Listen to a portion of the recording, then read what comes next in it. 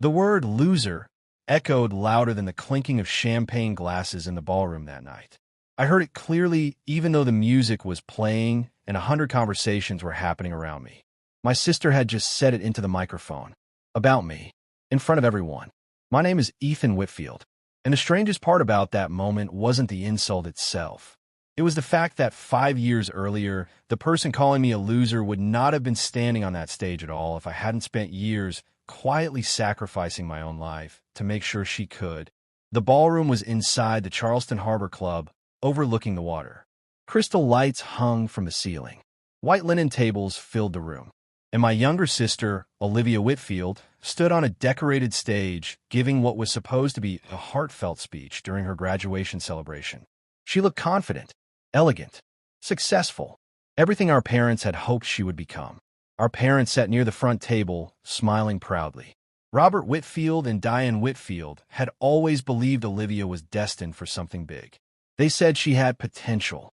The kind of word families use when they quietly assume someone else will carry the weight until that potential appears. In our family, that someone else had always been me. 5 years earlier, I was 23 years old working 2 jobs in Greenwich, Connecticut. During the day, I worked at a logistics company managing warehouse scheduling. At night, I stocked shelves at a grocery store 2 miles away. I slept about 4 hours a night, sometimes less. The reason was simple. Olivia had been accepted into a prestigious business program at Georgetown University. But our parents couldn't afford the tuition. And Olivia had made it clear she didn't want student loans. Debt ruins your future, she said back then. So I told her something that changed both of our lives. I'll help you pay for it. At the time, it felt like the right thing to do. She was 19, ambitious, full of dreams about working in international consulting. I was older, stable, already used to working hard. So I adjusted my life around her opportunity. The first year was manageable. The second year was exhausting. By the third year, I stopped telling people how many hours I worked because the number made them uncomfortable. But every semester, when Olivia called me after receiving her grades, she sounded grateful. I couldn't do this without you, she would say, and hearing that always made the sacrifices feel worth it.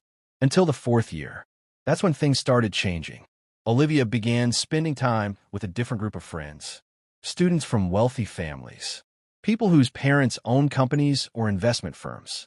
Her social media photos slowly shifted from libraries and study groups to rooftop dinners and luxury vacations. At first, I assumed it was normal. College changes people. Exposure to new environments does that. But gradually, our conversations became shorter, less personal, more distant. Whenever I asked how she was doing, the answers sounded rehearsed. Busy, working on opportunities, networking. Then one evening, she called with exciting news. She had secured an internship at a consulting firm in Washington, D.C.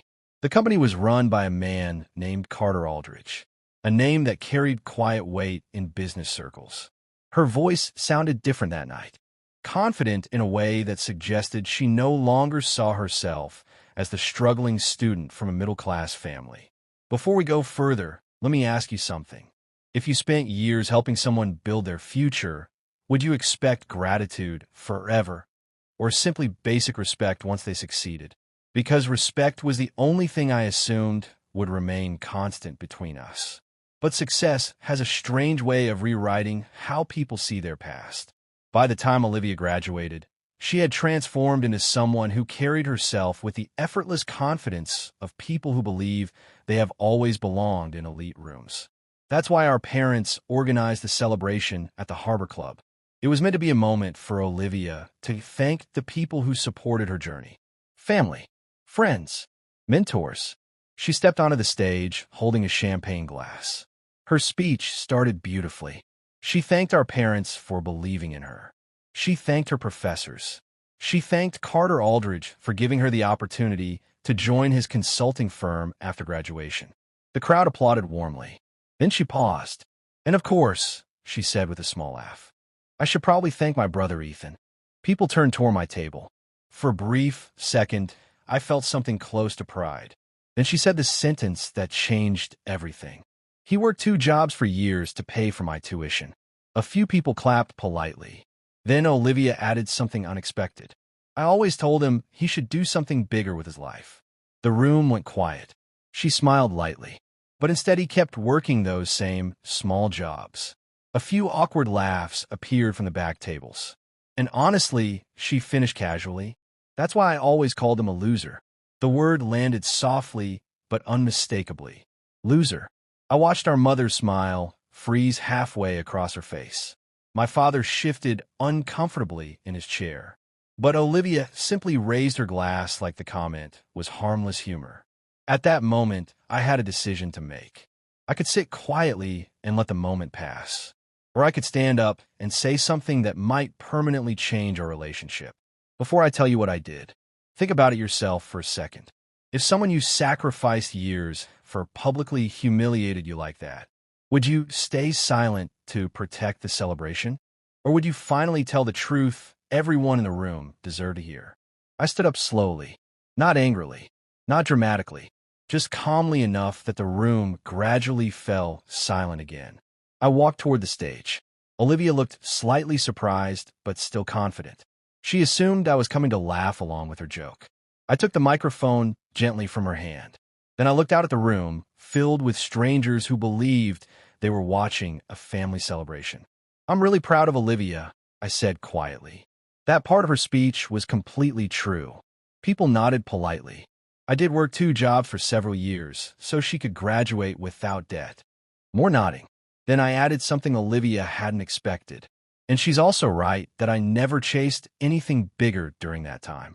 The room remained quiet, because while she was studying in Washington and building her career, someone needed to keep working so the tuition payments arrived every semester.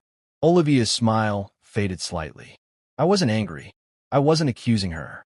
I was simply filling in the missing part of the story. Then I handed the microphone back to her. Congratulations, Olivia, I said calmly. I hope the future you built was worth it. And I walked back to my seat. The celebration continued, but something invisible had shifted in the room.